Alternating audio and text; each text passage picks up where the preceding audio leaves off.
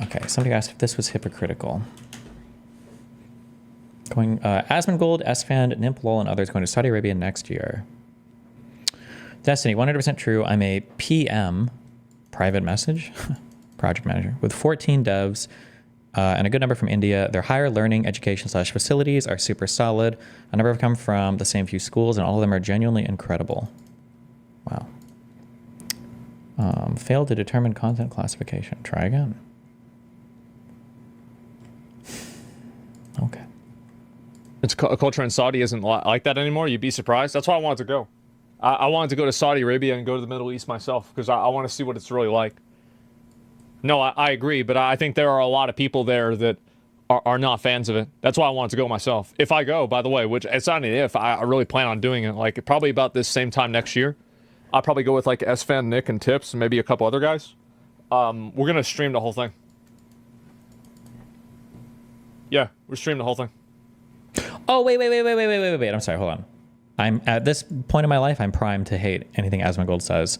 I thought he was saying that, like, well, there's a sponsored event, but I want to go and find out what the people really think, which is like, okay. But no, if they're just doing a trip to Saudi Arabia that's not sponsored, I don't know. I feel like that could be interesting. No? It is sponsored. Wait, is it? Where do you see that from? Would you go? Yeah, I got to go over the Israeli content first. Okay. It's coming. Lay off employees, blame Reddit for losing advertisers, go to Saudi Arabia. Wait, is there any evidence that these guys actually are getting sponsored for this, or?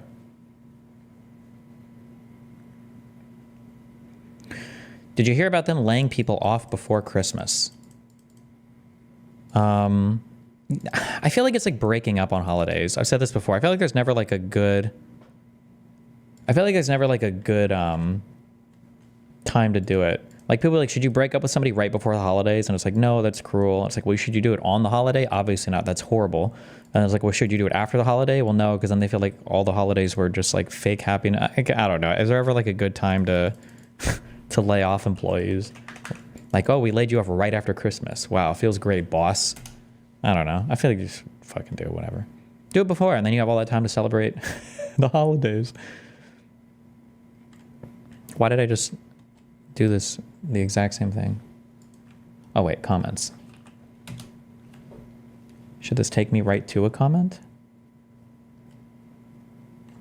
What's his Reddit account called? Is it SFan?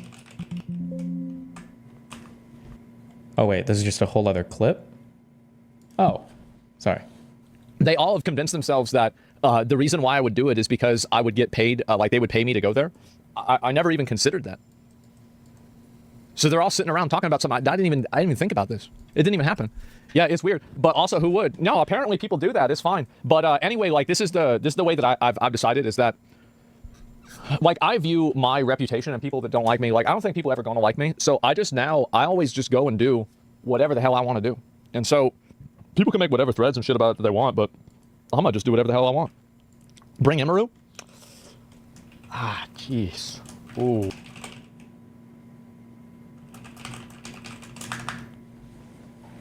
What are the chances that Asmon converts and comes back in like the fucking the Saudi garb? Starts doing content with Sneeko. These guys actually got their woke shit figured out. Oh no. What's that shit that Saudi Arabians wear? What's the uniform? Saudi Arabian cosplay uniform. What's it called? Whatever this stuff. The kitchen, the grandma kitchen cloth and the dishdasha or kandura. Kondura? Whatever this is. Shake red.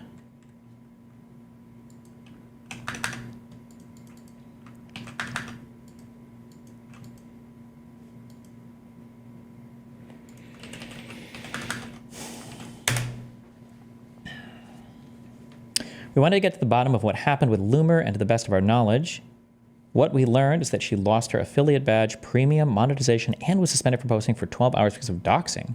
She claimed that she lost all of this because of her negative comments of Elon, but she actually doxed Sri Ram posting his real address unblurred alongside a message. I don't want a bunch of immigrants to take over the White House. Stay mad. I don't give a fuck. On the original doxing photo, she included a redaction bar, but it was underneath his actual address, making his address clearly visible. Whoops, burp, sorry. As for knowledge is what actually went down. You can make the argument, yes, but X still chose act on Loomer when she doxed, but they don't act on others when they dox, but we don't have to, okay. When did she dox this person? Was this like just over a thing that she fought with recently, or like was this over her recent tweets, or was this a thing she did a long time ago? Cry more, blah, blah, blah, donated Kamala Harris less than 1 month before the 2024 election.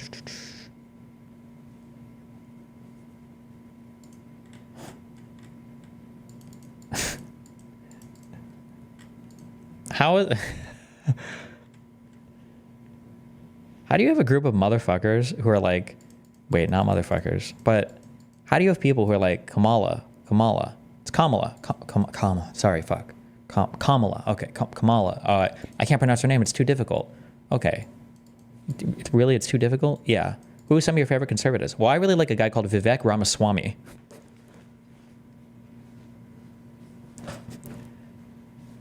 That's not too difficult? What? Okay.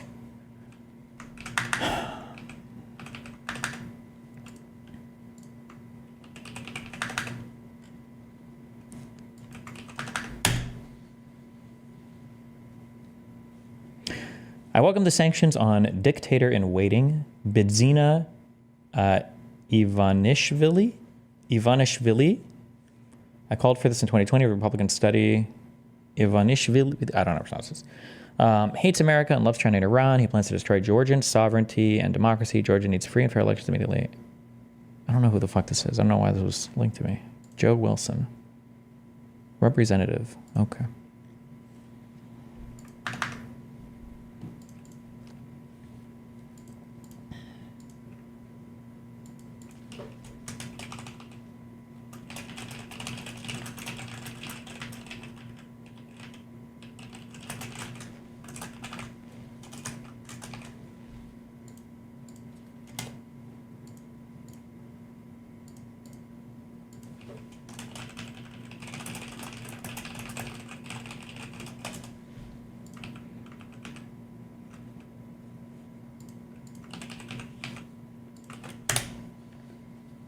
One more point. This country was founded by white European civilization and culture, and that's what makes it beautiful. You can always tell when it's an American speaking because they always refer to Europe as like this one cohesive unit. That's always an American Nazi. Anytime you hear that, every single time. Culture, and that's what makes it beautiful, and that's what made it strong, and that's what made it intelligent. You could say, well, the Asians have higher IQs, but you know what? The Asians built their society, and they built a great one, and I would like a place that is for my people. Oh, this guy is a Nazi. I don't know who this is, but this guy's a Nazi 100%. These are all the Nazi talking points, or the neo-Nazi talking points. I don't want to do anything bad to black people. In fact, I think black people are insanely beautiful. I just want black people to build their own nations in Africa. I want Asian people to build their own nations in Asia. And I want white people to build their own nations in North America. I just want great things for everybody. It's like By my people, and if there's some black and there, what fantastic. have you specifically contributed to this long founding? Oh no, he's pulling out the destiny argument. I definitely fall abnormally to the side of don't give a fuck. Like I've never done a 23andMe. I don't care, because in my mind I'm like, well, I want my achievements and my accomplishments to be my own. I don't care what my fucking family did. This has nothing to do with me. I don't get any credit for that. And that was always my go-to when fighting Nazis a long time ago. And now he's pulling out the, what have you done though, motherfucker, with all these great genes that you've inherited from your European ancestry? To this long founding legacy, sir. Wait, ask that again. Like, what have you specifically contributed to the great country? Like, what have you specifically contributed that you believe that you somehow have the right to call other people various weird names based on their race? My first business when I was 16, it was a media company, and I sold it for $52,000. I employed 3 people, and right now I do something else that I'm not going to get into, and I've done other. This is fake. I don't believe. I'm gonna be more harsh also. for next year, I'm going to be more harsh on believing when people tell me their upbringing, because I feel like every single time we've looked into people's upbringing, they are always lying. You started a business when you were 16 and sold it for $52,000. What does that even mean? It sounds like they just had a bunch of equipment and they just sold the business and it was like the cost of all the assets or whatever. Or it was like, yeah, well, but no, even that was too generous. I think this is a totally fabricated story. That's a totally made up story. I'm not going to get into, and I've done other. Would you happen to be running like a plan of some kind by any chance? Because really. So explain to me. Go ahead. What have you contributed to this country, Adrian? Which country in particular? This country, the United States, the only country that, quite frankly, matters. In terms of taxes, actually quite a fair amount. I'd imagine I've contributed a fair amount. No, not taxes, because we all know that taxes are bullshit. Taxes are ways that they control us. None of the money fucking matters. Let me ask you something. What have you contributed? Adrian, what have no, you're not going to walk away from this because I answered you. You're not going to walk away because I answered you, Adrian. I answered you, so now you're going to answer me. What have you contributed to the United States of America? I have literally just stated to you exactly what I have contributed, but your inability to receive this makes me believe that you are perhaps a retard. I haven't heard it. What did you contribute? What have you built here? Taxes, sir. Specifically taxes. Okay, well, taxes is retarded. Is that enough? Is that enough? Is that a problem? Do you have a problem with people paying taxes? No, taxes is contributing to the maintenance of the infrastructure that you use without actually understanding what it's all for. You don't really care, and none of you people do. None of you. How do I not care? I mean, to an extent, you're correct. Like if we say, I mean, like, what do we want to look at? Like, do we think the VA is good for veterans? Because if so, that's paid for by taxes. Do we think the U.S. military is good? Because if so, that's paid for by taxes. Do we think that Tesla and SpaceX are good? Like, these are done by government contract, which is paid for by taxes. Like what? I don't care about your strange ass opinion. You're fucking racist as well, man. Taxes, and we all know that we're nickel and dime by the IRS. You are the reason why specific political opinions are looked upon as something that's racist. You are literally the fucking case study. You are the evidence. You don't know what you're talking about. You come in, and the first thing you do is you just insult a bunch of people based on their fucking skin color. Okay, go ahead. Oh, no, I didn't do that, but go ahead. Explain to me how I did. What have you done? Explain to me how I insulted people based on their skin color. I described their country. What is this, actually? Let's take a look at... Okay. I mean, this is going nowhere. Jordan Daly... I just want to I want to know... Hang on. I mean it. Jordan Daly says he has some information that can shed some light on Loomer's situation specifically. So, Jordan, tell us. Hang on. Could I just say one more thing, Adrian? I served in the military as well. So that's another thing that I can... Oh, served in the military? Uh-oh, kill shot. You served in the military, sir? Who paid you? Who paid you? Is he going to do it? He's got 8 seconds left. Kill shot. That's another thing that I can... Oh my God, Adrian, I served in the fucking military. Oh, no. Dear God. Jordan, have you got anything?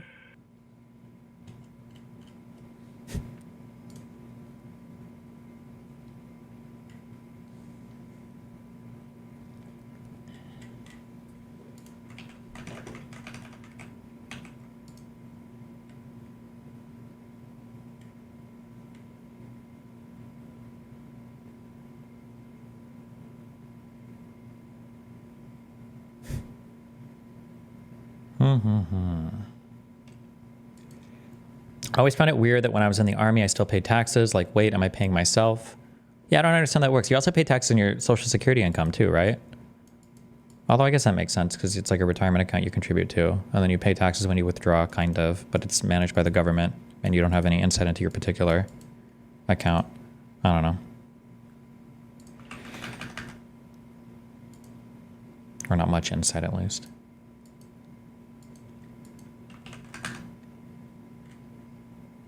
Like? What is this? Oh, there's that. And then this. All right.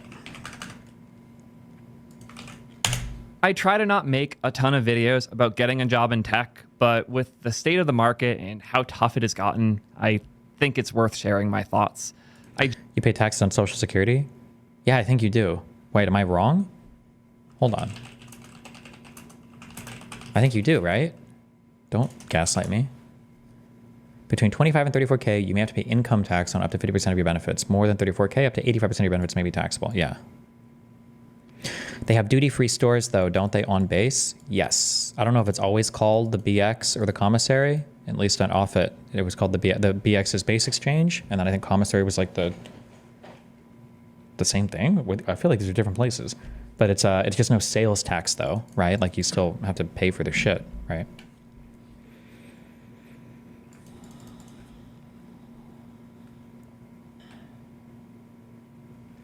Body-worn camera video shows inmate beaten at New York State prison prior to death.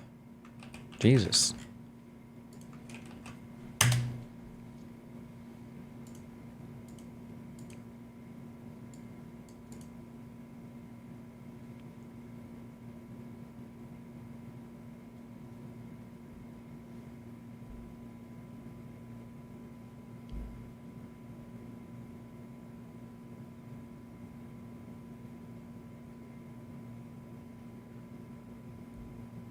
Don't show this on stream. I mean, it's on YouTube.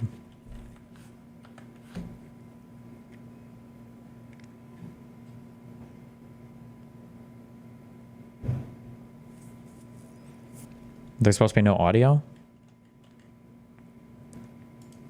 Why did he punch the guy?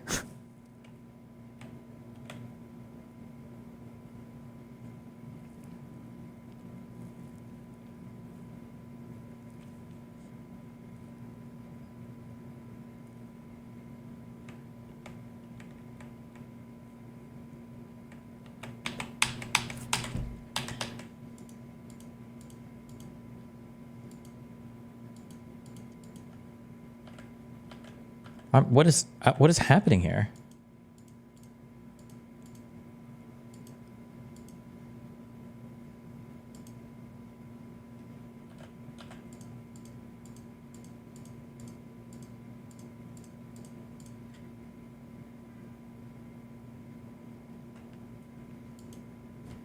Okay.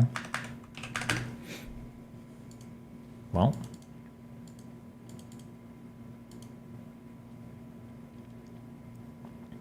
Random econ question. Do you know why it's not fair to compare the U.S. debt to U.S. total assets instead of the GDP? Are you asking me, or are you, like, you don't know, or is this like a quiz?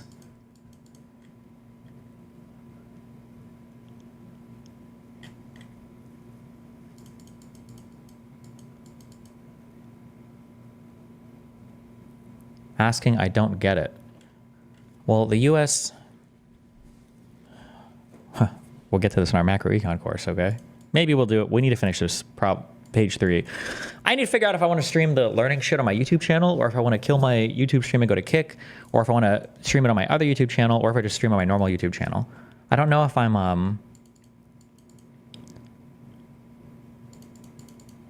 not sure what I want to do with this. I need to figure this out.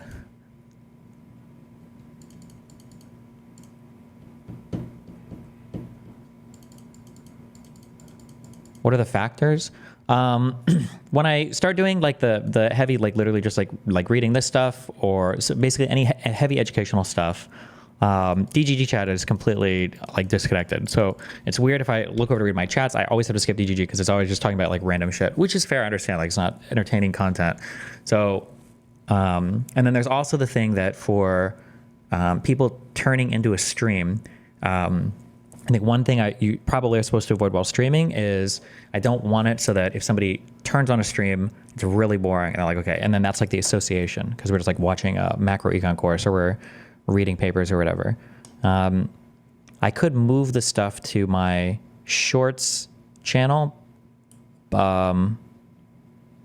called Destiny Clips, or Last Night on Destiny. I could move my stream over to that channel instead.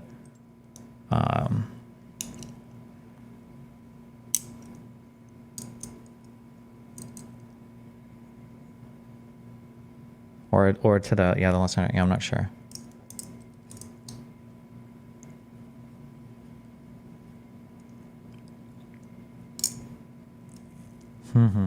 Yeah, I don't know. There's something to think about. I'm not sure. I'll figure it out. Oh, why is it not fair? Oh, I'm sorry. What was I saying? U.S. debt is just how much money, is how much debt the United States has to issue to cover its own government budget. But that budget isn't necessarily being spent or invested on government-owned assets. So, like, the total assets of the government aren't even going to be what the government is necessarily even spending its money on. And then so I don't know if it would make sense to compare it to total U.S. assets. I don't even know how that would work. I don't know. It's probably just hard. You're talking about things that are encompassing a whole bunch of things that aren't ordinarily included when we talk about like assets and debt, I guess. Yeah.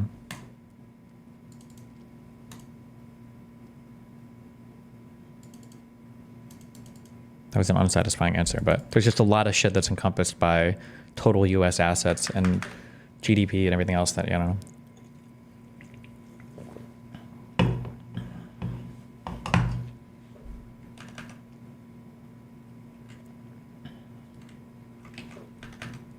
New force and clip.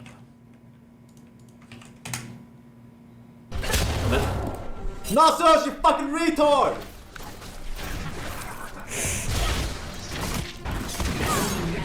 I couldn't play because the mouse has a fat cable in the front, man. You have to charge it mid-fucking game.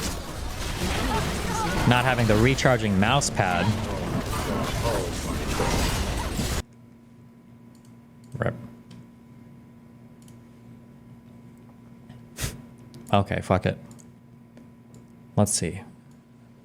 Is he gonna shit on me or is he gonna agree with my take 100%? Here we go. I try to not make a ton of videos about getting a job in tech, but with the state of the market and how tough it has gotten, I think it's worth sharing my thoughts. Tough it's gotten. Had a conversation with a bunch of junior devs yesterday, and before then I did a talk at a college that really showed me how rough things are for people trying to get their first job, or even those who were laid off and are trying to get a new one. It's rough out there, and I want to do my best to try and showcase what, from my experience, works. I do want to disclose something important, though. I haven't looked for a job in a while. I obviously don't need to get one right now, thanks to all of you guys supporting me, my team. Oh, you know something else? This is also a random vibes-based thing, because I don't know. One thing that I wonder is I feel like I start to see a little bit of a comparison between music and my music degree and like a comp sci or software engineering degree, to where one thing that was very strange is if you go to school and your degree is in music performance, you might learn a whole bunch of stuff about classical music and structure, like your sonata form, and you might do counterpoint, and you're doing your Schenkerian analysis, and you're learning all of your serialism, you learn so much, and your depth of knowledge there is huge. And then you're a senior, you've done your recitals, you're ready to graduate, and then you go, and then you step into the real world, and somebody's like, "Oh shit, we should go play, at this bar. We've got a bunch of friends. Do you want a gig?" And it's like, "Okay, cool." And like, "Okay, here's like 30 charts. Just make sure you're ready to go." And then, yeah, let's do it. And the guy's like, "Wait, hold on. I'm playing without sheet music?" And there's like not even notes written on this. What do you want me to like learn? It's like, "Oh, well, like just listen to it, play along." Like it's just, these are very simple. These are like, it's like, okay, wait, hold on. I don't know how to gig. I've never gigged in my life. What are you talking about? Or like, okay, so are we gonna have stands, or do I need to get like a thing? Like, you're not prepared at all in a formal music environment to actually go out and gig and like make money with your craft.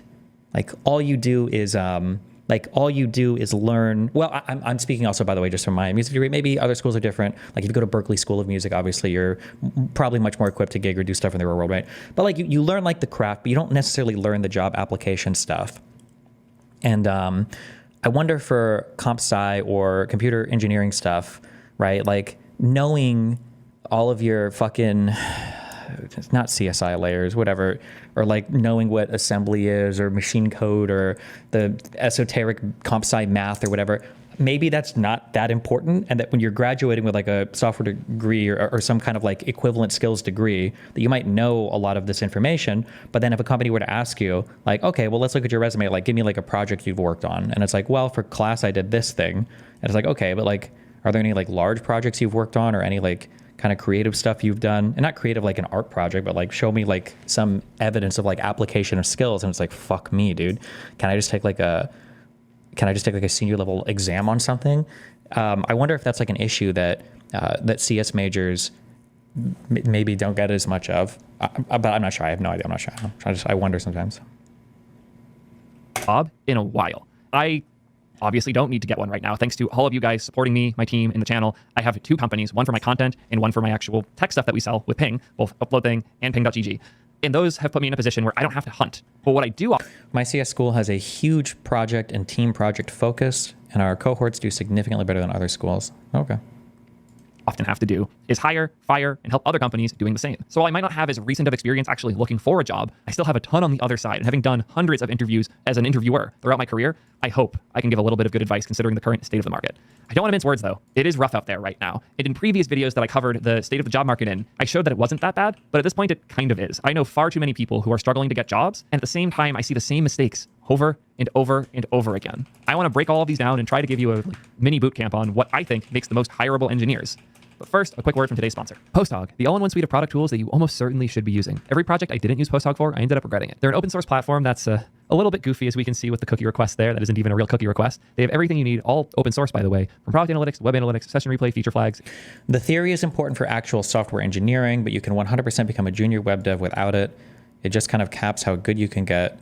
Well, I'm not saying the theory is bad. I'm just saying that learning skills without learning how to apply them to like real world projects is probably not good. But maybe I'm saying something retarded, and every single like major comp sci program has you working on huge projects and has you working on huge application of skill stuff, because it's obvious that this is the case. Maybe, I don't know. Experiments, surveys, which surveys is so clutch. All of these are great. I mostly use the product analytics, but everything here is useful. It's one of the best analytics platforms I've used. Super easy to integrate in every web stack, Next.js, Astro, crazy custom things, old school stuff too. But like, it doesn't matter how solid they are, how beautiful the website is if they're super expensive. Well, almost all of their users, more than 90% of their customers, are actually using it for free. Not just because they can host it themselves with the open source project, but because they give you a million events for free. And even when you do have to start paying, it's super, super cheap. We're talking 0.0005 cents. If you actually manage to rack up the bill here, congratulations, you found product market fit and you're doing really well. I can't imagine doing all of the stuff I do today without PostHog. They made my life as a product developer way easier, which is why I reached out to them to sponsor the channel. So thankful they did. I hope this is helpful for you. Check them out today at soydev.link/PostHog and make sure to tell them that Theo sent you. To understand where the job market is now, it's important to understand where it was not long ago, because most of the education system and the advice that you're going to get online is focused on how the job market worked in like 2019, 2021. And also, based on my experience, it's extremely hard to find talent in the US. It's not that good even in offshore, so we usually have to take mediocre talent and hope they're able to contribute in reasonable time. Yeah, that was my guesstimate earlier. Again, that's totally not based on anything but vibes, but that like my guesstimate is that there are probably like jobs in computer science where it used to be like, as long as you could like learn how to program, you probably could like find a job and you were okay. I don't know what I would even graph here. My guess is that like as more of the rudimentary stuff like doesn't matter as much anymore, these jobs are becoming a lot more G-loaded or a lot more like selecting for high intelligence or creativity or problem solving. And there might be people that are being burned now where it's like, well, I went to comp sci school and I thought that I could like just learn how to program, or I thought I could learn this and now I should be able to get a job. And people that are hiring are like, no offense, but like we don't need a code monkey. Like those don't even really exist anymore. And if they do, we would just offshore it. Like we need people that can look at like whole systems, work within these like pipelines, coordinate across teams, like do like dynamic problem solving amongst like these larger structures, not just somebody who knows the right way to, you know, program hello world or whatever into a terminal. Obviously it's not that simple, but again, this is just a vibes guess. I don't know. Worked like this way before then too. A key thing about tech jobs is that there were way more jobs than there were tech people. So if I needed 5 people on my team to work on a project and I only had 3, finding those other 2 was really difficult because the number of available engineers was relatively low. As such, we were more likely to open up junior roles, not because we needed somebody at a lower level or we just wanted to pay somebody less, but because it was so hard to find great engineers that you would roll the dice and hire people who were less likely to be meaningful contributors in hopes that eventually they would be. In this example, you need 2 really good engineers. Maybe you'll hire 5 to 6 juniors. And if you have a 1 in 3 chance of them becoming really good someday, you might end up with 4 people who are kind of dead weight, but you would also end up with 2 that are really, really good. That's senior roles though, Destiny. Yeah, but like I'm vibing this so much. Okay, I'm just going by chat feedback. Okay, so just keep that in mind. My guess is going to be that like a junior dev today is probably expected to have more overall process knowledge than like a senior dev 15 years ago. That like the amount of understanding that like a junior dev has today about moving through like large frameworks, fucking agile, or whatever the fuck else everybody uses, and like implementation into large projects is probably like orders of magnitude higher than somebody like 15 years ago, where it's like somebody like 10 or 15 years ago was like a good programmer if they can think of like a clever solution for like, oh, like if you import this library, I don't know, make up some code or shit, right? Oh, look, I found a clever way to solve this thing. Like that's like, oh my God, you're going to be like a crazy senior programmer. You're so good. And nowadays, like the skills that are valued is like, I can deliver particular products on these timelines in ways that integrates into larger products, and I can communicate and do everything in like a very consistent, clear manner that everybody can understand, and I can work really well in a team on specific things, and we all like have a conceptual understanding of what we're working on, and we're all contributing and moving to projects in this way, where that's like way more value than before, where it was like, can you find the way to code this more efficiently, is my vibe and guess. And eventually, those people will be able to run teams and do their own hiring and level up other engineers as well. Hiring a junior engineer isn't a exchange of money for code. It's usually an investment in a bet the business is making in hopes that long-term you'll become good enough to be a really useful contributor to that business. It's harsh to say it that way, but it is reality. Most junior engineers slow down their teams. However, if they level up fast enough and they really start to get what's going on, they stop slowing the team down and eventually can accelerate it really meaningfully. So the best thing to showcase in an interview will always be your ability to grow and adapt on the fly, because that's the best indicator that somebody might break out of that junior level and go far, far past it. Two really big things have happened that have made the job market work less like this. The first is the massive layoff waves that have been plaguing tech for a while now. If you haven't kept up, it's pretty brutal. In 2024, over 145,000 tech roles disappeared. 2023, it was even more, 260,000. That's a lot of engineers who were employed that no just as a quick thing, not to take away from anybody's analysis or add to anybody's analysis or anything like that, but always just remember the last few years have just been very, very weird for every single market, for job markets, for government spending, for healthcare, for everything, just because of COVID and then no COVID, and everything's just been like really weird, you know?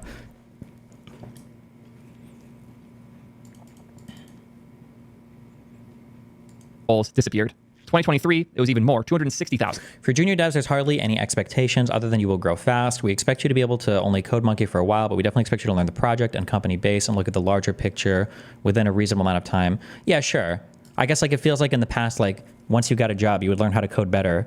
But now I guess like the vibe is that like when you go in, you should know how to code, and now you're learning like conceptual project management as a junior dev. Like that, you should, all that other coding shit or whatever, that should basically be done. And now when you come in, it's like learning all of the higher level processes. Again, this is just my vibes.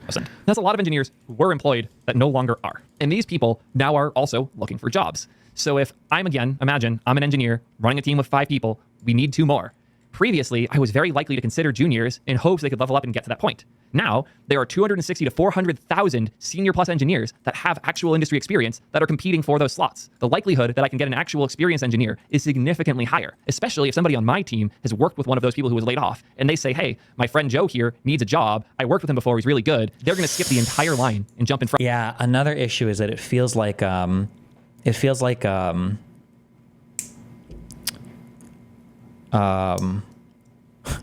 is going to sound mean.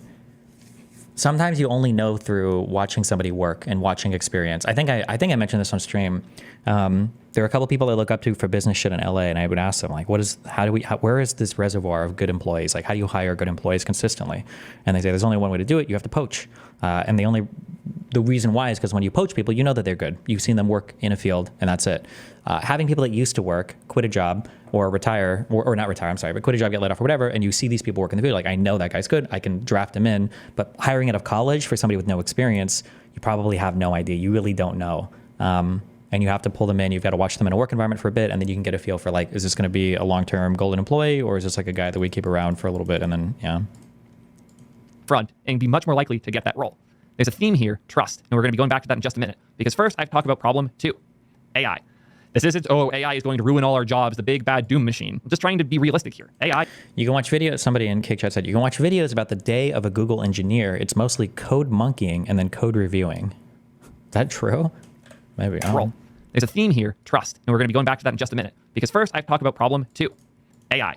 This isn't, AI is going to ruin all our jobs, the big bad doom machine. I'm just trying to be realistic here. AI and the tools that are being built with it do represent a meaningful change in how jobs and tech roles work. On one hand, the need for less experienced engineers, as unproductive as they were, has gone down a bit, because training Claude to do what you need is both slightly more reliable and slightly less higher cap than what junior engineers could do. And honestly, in a lot of ways, I feel like I'm mentoring a junior when I'm working with Claude. It's roughly the same thing. But more importantly, it has accelerated what good engineers can do very heavily. If I have the option of teaching an employee on my team how to work with a specific code base, or just spend 20 minutes trying to get Claude to make the change I'm working on, I'm going to do the thing with Claude most of the time. It's just easier and faster. And I, as an experienced engineer, can be much more productive when I use these tools and can cover a much larger surface area that previously would have required more employees. That's not the biggest thing that AI has changed, though. AI has ruined the process of interviewing for earlier roles. It is horrifying. If you put up an... Oh, okay. I don't know if he is going to bring this up or not. One issue that I've seen when people talk about like CVs and stuff is that like to make a good CV, you have to have like all this shit. And then I see people saying like, this is bullshit. Everybody has all this shit. Like why, like, can we just like cut to the chase? And then the response is no, because like 15 different AI conglomerates have already looked at your resume before it even gets in front of a real life person. And if you don't have like these keywords or these phrases, it's already getting like thrown into the fucking digital trash can. So a lot of the resume shit becomes like gaming like AIs and trying to get in front of like actual human. I don't know if that's true or not, but I've seen people complain about that, but we'll see if this, we'll see what he says here. An open role on the internet, like, hey, we're hiring for a junior. Hit up this email address. You will immediately get thousands of emails from people AI generating the worst slop you've ever seen and calling it a resume, and then a 5 fucking paragraph or a 10-page cover letter that they had ChatGPT write for them. It is horrible. I cannot emphasize enough how miserable it is doing the actual recruiting and going through the never-ending... Oh, he's speaking from the recruiter perspective. Okay. Yeah, so like I've heard his complaint here, but then I feel like what other recruiters say is that like, yeah, I understand that you're saying that. It is annoying that people throw in so much AI slop, but it's because you guys demand AI slop. That you guys have to. Harris says that's always been the case though, and knowing someone and meeting people face to face whenever possible always got you in better than sending resumes anywhere. That's true, but I feel like the resume system has become, by the way, just another reminder, I've never fucking filled out a resume in my life, so take everything I say with a grain of salt, but it feels like the resume system, that whole industry has become so much more gamified with like, before it was just like, okay, how do you make a good resume? And it's like, well, have your most relevant experience up front, or don't too much high school shit, or make sure that you include these things. Like that's a good resume. And make sure it's like 1 page or 2 page or whatever. And now it's like, well, a good resume, you know that they're going to be looking for these keywords. So you have to have this so that the AI thing doesn't automatically filter you. And then you have to have this to move you to the front of the line and make sure that you include this. And it's like, but it's all like, none of this is for like a human reading it. It's just to like survive the digital filtering that happens before it even gets in front of a human. But again, maybe that's over exaggerated. I'm not sure. Large emphasize enough how miserable it is doing the actual recruiting and going through the never-ending large pile of resumes that are more and more full of AI crap. It's horrible. I had to do that in 2009 already. It wasn't even AI done. That could be true too. Remember that when people say AI, okay, just please, okay. Oh shit, the LLM kids are gonna get super mad at me. Am I allowed to say the F slur yet? I feel like I've earned it at this point. Okay, Jesus Christ.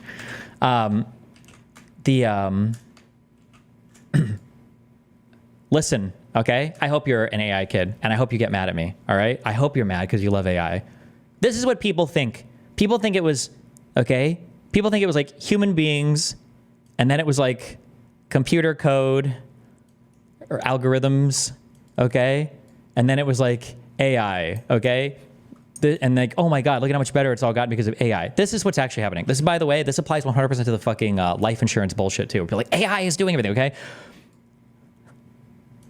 You had crude mathematicians here, okay? And then they started to use like mathematical formulas here. And then it became like on computers here with more sophisticated like algorithms here. And at some point we just call this fucking AI, okay? That's all this bullshit is. Anything that you can say to describe AI that's working on health insurance claims or any fucking other thing here that we're talking about, okay?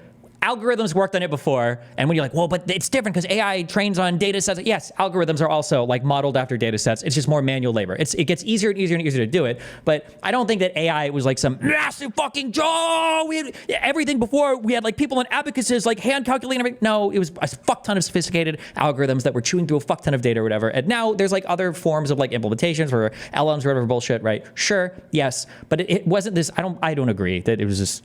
For my gnome knowledge, by the way, but I don't agree there's like this massive fucking jump and like, oh my God, everything's fundamentally altered because of fucking AI is like crazy. Like, suck me. And I know it's hard to be sympathetic to the interviewer side when you're trying to get that first role, fresh out of school, fresh out of boot camp, fresh out of learning React yourself. But you need to know the misery that is opening up a junior role for applications and the gigantic, unbelievably large number of shit resumes that are going to come in as a result.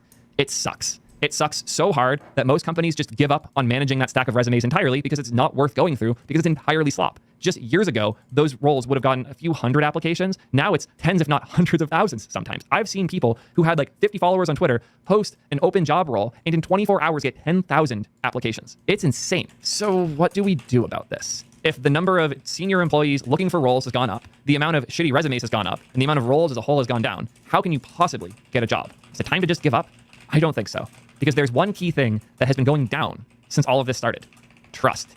Trust is a hard to come by commodity nowadays. Everybody is lying. Everybody's AI generating and hallucinating shit. Every resume coming in is questionable at best. But you know what isn't? Your own experience in the people that you have worked with. Yeah. The best thing you can possibly have when looking for a job. That's why the experience thing is so fucking important, because now you can look.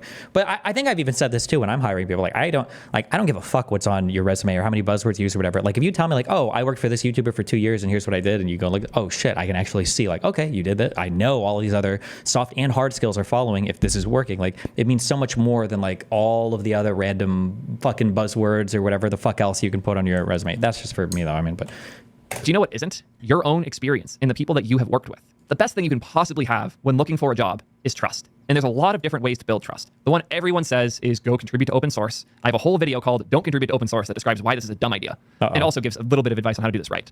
But I want to focus on some more practical things. One of the biggest ones is being part of the community. You have no idea how many people pop up in my Twitch chat, show up in my Twitter replies, hang out on Blue Sky, hang out in Discord, and just show without even trying that they know what they're doing. And it's very easy to start trusting these people, almost too easy. If you how many people pop up in my Twitch chat, show up in my Twitter replies, hang out on Blue Sky, hang out in Discord, and just show without even trying that they know what they're doing. And it's very easy to start trusting these people. I don't know how to like, I wish I could explain this in words, but I don't. Maybe if I actually was a programmer, I could. But there are some things that are just, it's really hard to get people to do it, or what, I don't know why, it just is. And then there are people that like will show up and you like ask a thing and they're like, oh, okay. And then like in 48 hours, they just like, it's completely done. And it's like, I don't know what your brain is or what's going on there. But there are just some people who are like, they ask a few questions and they know just everything is like there. I'm like, damn, holy shit. If I could find a person that could do this well, I would fire Jader so fast for somebody that can, no, I'm just kidding. Almost too easy. If you know what you're doing enough to hang out and watch the videos that I make all the time, there's a good chance you could be successful in the space, a very good chance. And due to the fact that so many people are here, it might feel like you can't stand out.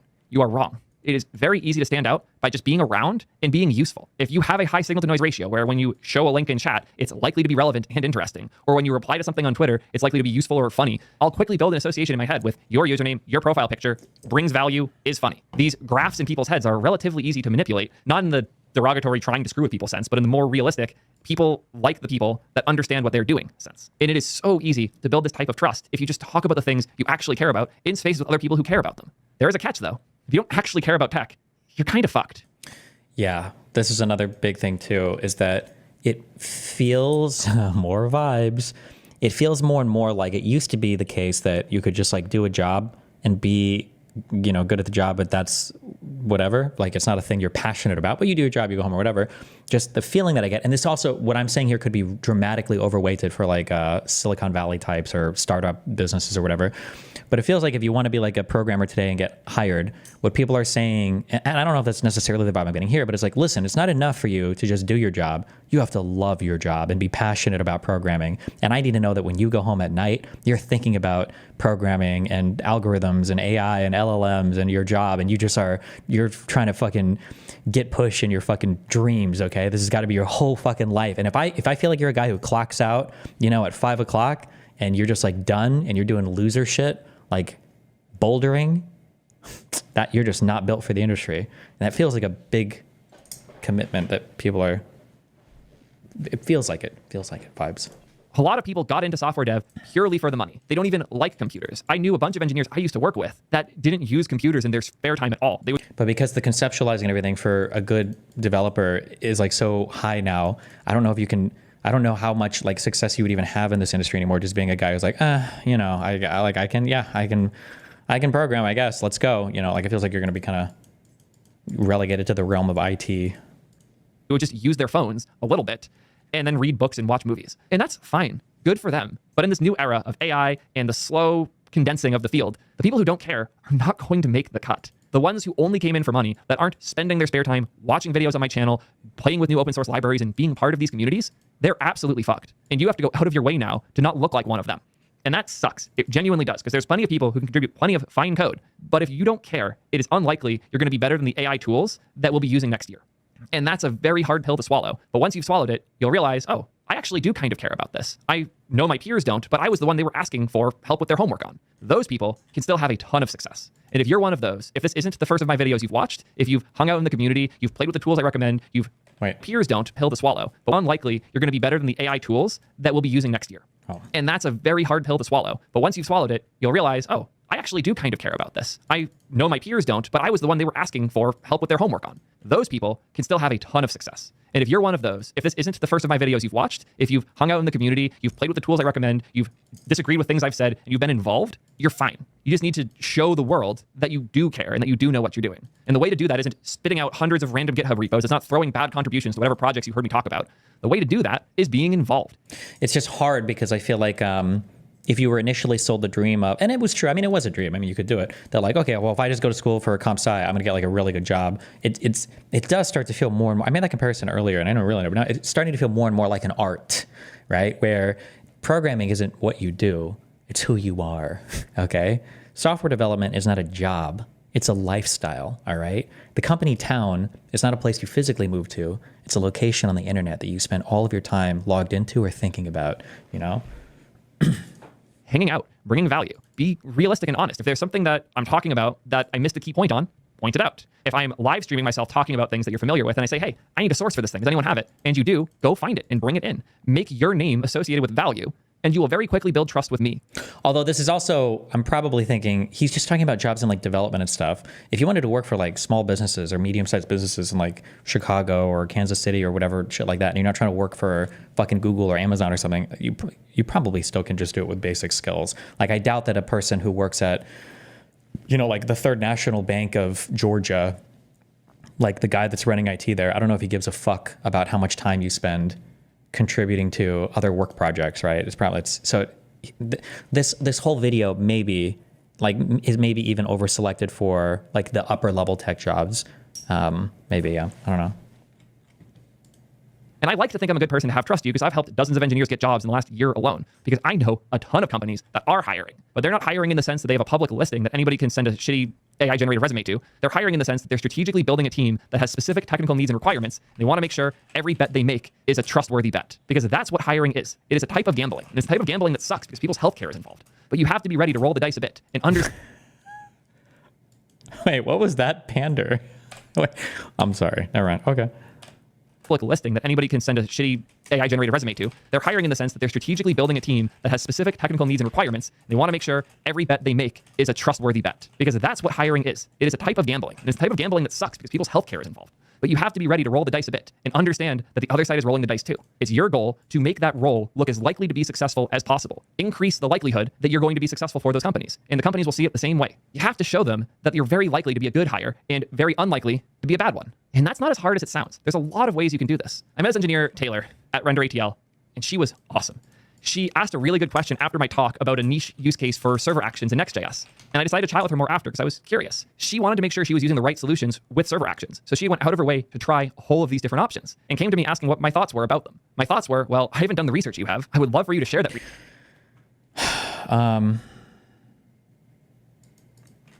Okay, sorry. This is also going to be black pilling. There's a common piece of advice that's given, but the piece of advice that I'm about to give is not just good advice for employees. It is good. It's good advice if you are an employee, but it's also a massive filter. So take this, with your own risk. You can tell a lot about a person when they come to you for help based on how they ask and what they've tried before coming to you and how they figured out which things to try. It tells you so much about a person. So the advice that you give is before you go to like a boss, I don't know why I always make these stupid fucking line graphs. Before you go to a boss and ask something, try to solve the problem on your own.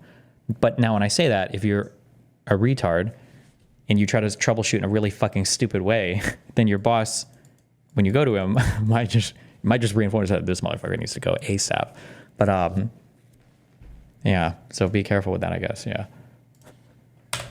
These different options and she wanted to make sure she was using the right solutions with server actions. So she went out of her way to try a whole of these different options and came to me asking what my thoughts were about them. My thoughts were, well, a really nice thing is when you're giving advice to somebody who's asking you for advice and they've already tried things, and the answer that you give them, you can tell that they don't just understand it because you're giving them the answer and you can tell them the answer, but also because they tried other things, like it's going to plug in conceptually more as well. Like, oh, you tried this. Oh, but it probably didn't work because the database access time is too high, or this is querying too much and you're getting rate limited, or this is flangabulating on your LLM neuro delodger or whatever, right? And it's like, oh, that's why this solution is the best, and then it works because of this. And they're like, oh shit, okay, yeah, that makes sense, right? Because you can tell the person's gone out of their way to try some things, and they've got like some foundational knowledge for understanding the implementation, and they conceptually it fits into like what they've like experimented with before. Like, these are good people to work with, and you can tell immediately based on the questions they're asking, the problem solving they've already done. So if you are a decently intelligent person, always try to problem solve first. It's incredibly important to always try to problem solve first, because it demonstrates to the person you're asking competency, which is very hard to demonstrate. And competency, when he talks about trust, that's really what he's talking about, is like, can I trust that you are a competent worker and it's not AI slop, that I can see some experience or whatever. Like, I'm just trying to find a way to gauge competency, right? So she went out of her way to try a whole of these different options and came to me asking what my thoughts were about them. My thoughts were, well, I haven't done the research you have. I would love for you to share that research so I can do more with it. And I told her it would be awesome if she had done a blog post about it. Her response? Wait, other people care? Yes, if you care enough to do that type of research, to spend that time deep diving on different solutions to problems, document it and share it with the world. There's a decent chance nobody notices. There's also a decent chance someone does. And more importantly, if you're talking with people like me, and I go to your profile on Blue Sky or Twitter or whatever, and I go to your blog, and I see you have this post that's really interesting to me, light bulbs start going off in my head like, oh, they get it. They're in. They're not just playing with these things to get a job. They care enough to deep dive on things I haven't even had the time to deep dive on yet. Also, this gets more niche, and maybe it's not the same way anymore because of AI or Stack Overflow or whatever, okay? But there are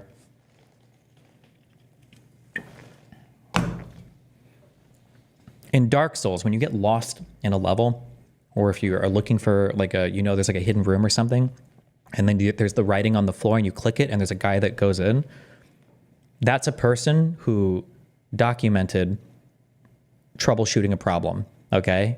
And in the old internet, okay, these people were heroes. When you're like, I don't know why I can't change the parameter on this encoder and it's not working, and then you go to Google and you're like, it's fucked, I'm never going to be able to solve this problem, whatever. And then you type in the problem, and a fucking forum post from www.techcomputers.net from 2012 comes up, and the first post is your problem. And then 2 months later, the next post is the same poster saying like, oh, I figured out how to solve this. You just had to do this or this.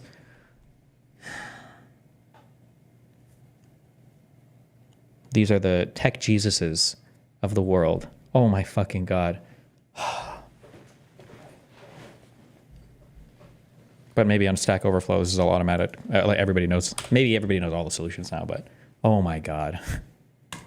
They're not just playing with these things to get a job. They care enough to deep dive on things I haven't even had the time to deep dive on yet. And that is the best signal I can imagine that someone is a trustworthy, potentially good hire. And there's one last piece that will always make hiring easier: friendships. If you have connections with other people, be it peers that you went to school with, coworkers you had in previous jobs, or just a friend from your hometown that happens to have a role in an engineering company, try to maintain those relationships and try to nerd out and talk about these things with them. Obviously, if those people aren't actually nerds, they're just coding for the job and making the money, don't push it too hard. But if you can form a solid memory in their heads, oh shit, this person is associated with this thing going well, the likelihood that you can turn that into a job is very, very high. I learned this personally from my time at Twitch because speaking of random tech issues, because I looked this up, can you not turn off path limitations in Windows 11?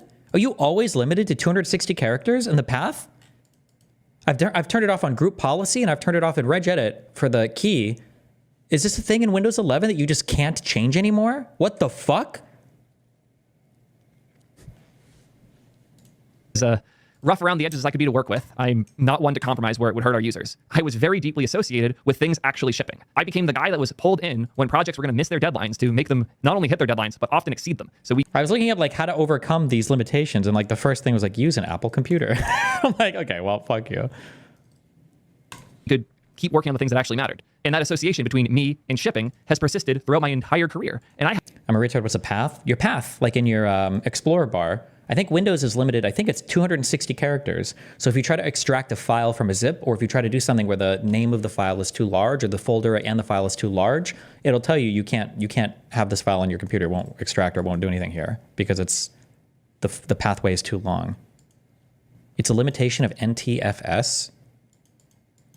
The file system has a... Is that right? That sounds not right to me, but okay, maybe. I wouldn't know enough to say that it's not right, but... Things that actually mattered. And that association between me and shipping has persisted throughout my entire career. And I had a ton of opportunities come up, and I still do to this day, because somebody I worked with in the past has that association between me and actually getting shit done. Those associations last way longer than any role at any company will. And the people who build those associations are going to have their own jobs in the future at other places you might be interested in. That is so essential to succeeding. Because when I'm hiring, I'm kind of doing like a tier list in my head of what I want. If I have an open role on my team, the first thing I do is think about the people I know that'd be a good fit for that role. Once I've exhausted that list, if I can't find anybody, the next thing I do is mention it to the team. I'll say, hey, I kind of want to hire for this role. What do you guys think? And if somebody else says, I think that's a good idea, I actually know a person who would be perfect for it. They just got laid off at this company, and I think they'd be a good fit. That's the easiest interview in the world. They're probably going to get the job. If after that point, there's nobody on the immediate team that has a good referral for the role, maybe I'll post it as an internal job posting to see if anybody from a different team wants to transfer to my team. Because if we've already hired them and I can look at the work they've done and talk to their coworkers, the likelihood of a bad hire is significantly lower. And internal poaching is at an all-time high right now because it's so scary to hire someone that isn't a good pick.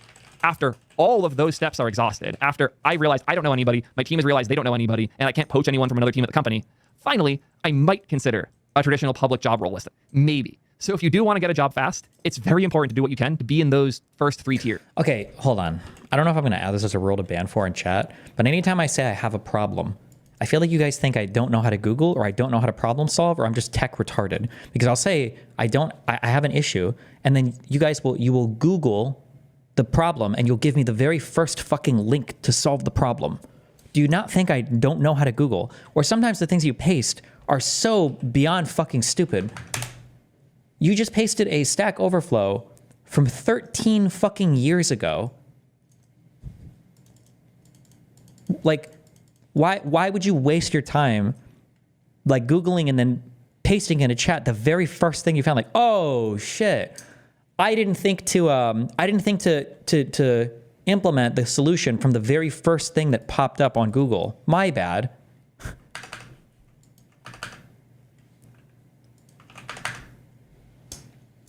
What program are you using that's coming across the max path limit?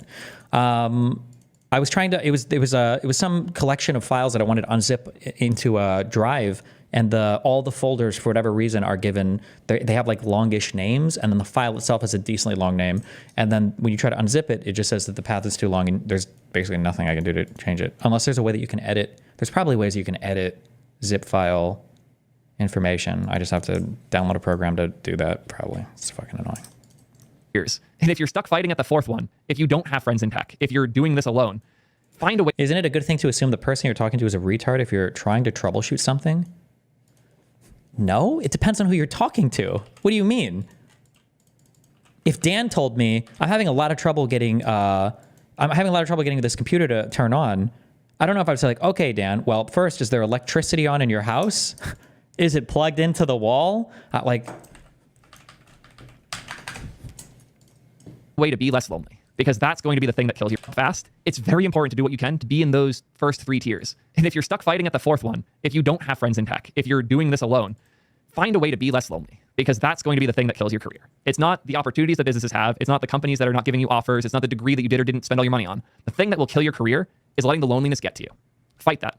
We're getting some good messages, and There's literally no excuse to be lonely in tech these days. You can literally chat with infinite numbers of chatbots. You should just like fill a Discord up with chatbots. You can give them all different personalities. Just like go in and probably talk to each other. Fuck it. Watch them talk to each other. To call out this one, because I think it's a phenomenal example of what I'm talking about here. So skip to some random step in troubleshooting. What? When you troubleshoot with a person, usually you troubleshoot with the appropriate level of knowledge that you would expect them to have on a thing. What do you mean? What? A video call with a guy I didn't know from Turkey to help him with a question that he posted in Theo's Discord about how to set up Create T3 app in a certain way. Now he's a good friend of mine. This is what I'm talking about. Ayub here had successfully made a connection, brought value, and built this mental association with, in that case, one person, but that could scale really far, really fast. So now if that person from Turkey that he met is hiring or is working at a company that is hiring, and he knows that you're looking for a role, you are so much more likely to snag that role. You can change the name as you extract. Instead of extract here, do extract to inset path name. The issue is the folder structure within the zip file, and I can't change that using Windows default unzipper. Maybe with 7-zip you can though. Don't worry about it. I'll figure it out. And if you do this for not just one person, maybe 3 or 4, maybe a few of those are public. And if it's in the Discord and the public question stuff, the answers are there too. And I and many others notice who is answering those questions and who is bringing the most value. Some of the best hiring help I have given companies was telling them who in my Discord answers questions the best. And they just straight up hired people from that. And now those people are running engineering at surprisingly large companies like Clerk. Yes, Clerk has a high up engineer that was found because they answered questions while in my Discord. These are some of the best ways to build trust, to have these relationships with people who get it and are in the field too. Oh, look, my team. I literally met Igor through Twitch chat. Gabriel is my lead researcher. I found him because he was always posting useful links and sources and all the other things I needed to be successful with my video creation, and pulled him onto the team. We also have Addie here, who has been beyond helpful. She's found a ton of connections and made a ton of friendships in the space, and now she's the one who reviews most of our videos before they go live. There's a ton of these, like Ethan met Reese through the server. If you watched my video on the faster version of McMaster, I believe that you can override by unzipping inside the command prompt. Granted, I haven't verified this on Windows 11, but it was my solution on Windows 10 for unzipping large G drive downloads. Well, so the weird thing is when I was looking at solutions, there were actually really weird roundabout solutions. One thing that another person was doing is they unzipped on a Linux system or unit, whatever the fuck. They unzipped it on some Linux distro, and then they uploaded the files to OneDrive, and OneDrive successfully synced the files to a Windows PC where the path name was too long, but because it was synced via OneDrive, Windows would do it, which doesn't make any sense if it's some like file system limitation or whatever. I don't know. Yeah, there were a couple of like really weird workarounds to get it to work, but obviously I don't want to. Those two became friends through my Discord server, and they built that together. They might even do a startup in the future, knowing how these things tend to go. It's not that hard to do. When you're a nerd and you hang out in spaces with other nerds, take advantage of that. Don't be alone. Don't let yourself be the loner that doesn't have friends to talk about this stuff with. And don't use the fact that you went to school during COVID as an excuse, which I've seen a lot. It does suck, but you can still make these connections other ways. I made a lot of friends through weird Facebook groups about hacking stuff when I was in college, and those friendships ended up being essential to me finding success in the field. Find people that you can relate with, that you can nerd out with, that you can have these deep technical and life conversations with, so that you don't have to go through this shit alone. Because if you're going through it alone, I honestly don't know if you're going to make it now, because this shit kind of sucks. So make friends, build trust, show the world that you kind of know what you're talking about, and you won't have as bad of a time. And for everyone else, if you're just here for the money, good luck. Wow.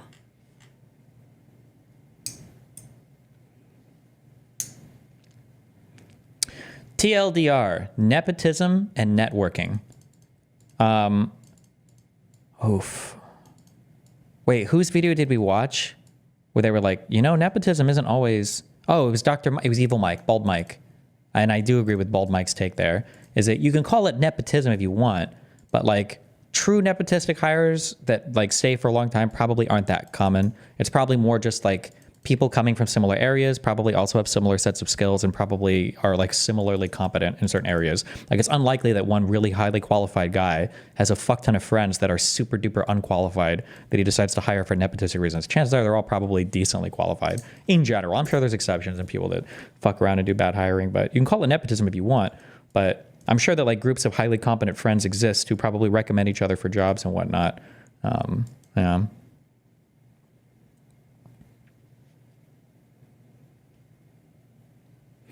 As an autistic and really introverted person, I'm just fucked. I have no clue how to connect with people. and get a different job. What do you want to... That's what things like the blog are for.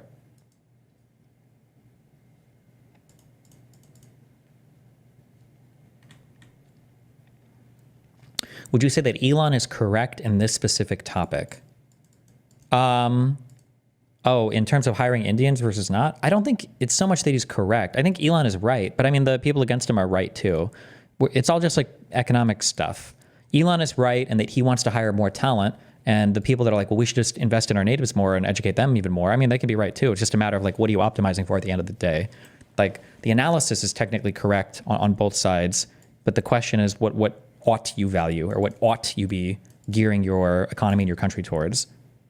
The people that argue for the native wages are saying that there's something more important about the concept of a people or the concept of a nation than there is about like economic output, and it might even be worth sacrificing some economic dominance for prioritizing your people or whatever. And the other side is saying, well, no, I think that the domination through the industry is really important, and that should be prioritized over gimping your local businesses for just hiring natives or whatever. But it depends on what. It depends. Like that's a subjective question. Yeah.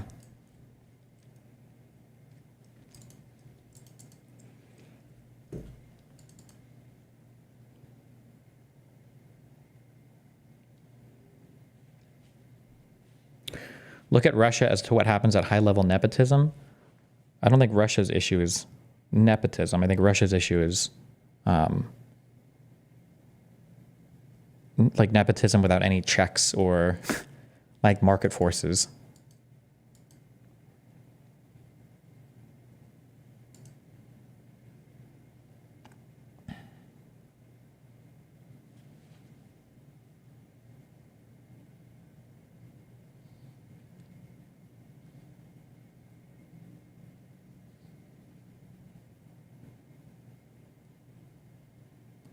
I'm so glad I'm not autistic, really autistic. Many of us in this industry are introverted or on the spectrum. What's holding you back, though, is that defeatist attitude. I'm going to wager a guess that like 70% of people online that call themselves autistic and introverted will like go out to eat with a large group of friends, have 2 or 3 people that they're comfortable there with, can chat and laugh, be okay, and then go home afterwards. And you're like, wait, you said you're super autistic and introverted. What did you mean by that? And they're like, well, if I've got to go to like a public area where I don't know anybody at all and I have to like force myself to make conversation with other people, that's like really challenging to me. It's like, oh, okay, so you're an ordinary human being. That's the ordinary human experience. Literally, everybody has that problem, unless you're an exceptionally extroverted, non-bashful individual. Like, congratulations, welcome to the... Yeah, but...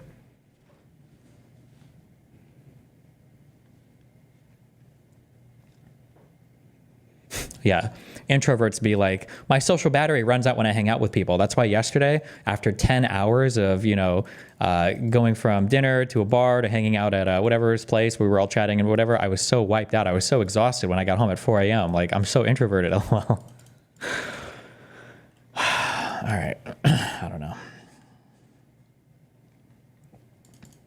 What would you say is an accurate experience for an autistic person? I don't know. I mean, the reality is autism exists on a spectrum. I think I've only met 1 or 2 autistic people in my life, but they're like people who like don't make eye contact autistic, and they're friendly. I don't think I've ever, for these 2 people, they're not like bad people. They're not like mean or anything, but they're like, it's hard to communicate with them because it's a very inhuman experience. Like I have to constantly remind myself, okay, this person is autistic. That's why they're not looking at me when I'm speaking to them at all. It's why obviously they're forcing a smile right now. Like you have to like work through that communication a lot as somebody who's not autistic, like to communicate with an autistic person. Yeah.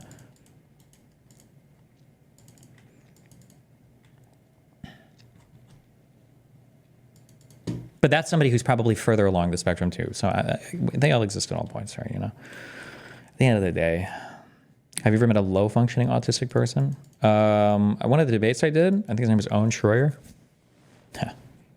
No, I have not. That's all I got to say on this one. I hope this was helpful. Until next time.